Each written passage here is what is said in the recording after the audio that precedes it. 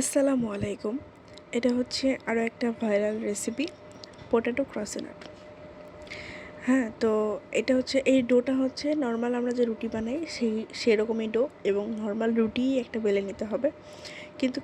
কিন্তু একদম পাতলা করা যাবে না। হ্যাঁ, একটু মোটা টাইপেরই রাখতে হবে, কিন্তু আবার বেশি মোটাও না। তারপর হচ্ছে আলুর ওই যে মিক্সচারটা আমি গুঁড়া মশলা দিয়ে মাখাইছিলাম, সেটা রুটির মাঝখানে একটা ছোটো বাটি বসায় আলুটা চারপাশে স্প্রেড করে দিছি। এবার হচ্ছে তোমাদের বার্থডে মনে করে বা হচ্ছে পিৎজা স্লাইস করতেছো এটা মনে করে এটা খেতে নিতে পারো। তারপরে হচ্ছে মাঝখানে ওই গোলটুকুর মধ্যে হচ্ছে অয়েল ব্রাশ করে অথবা পানিও দেওয়া যাবে, কোনো সমস্যা নেই। তো তারপর হচ্ছে এটাকে রোল করে নেব। রোল করলে এটা হচ্ছে ওই ক্রসেনাটের শেপটা নিয়ে নেবে। এই শেপের জন্য মূলত এটার নাম হচ্ছে পটেটো ক্রসেনাট।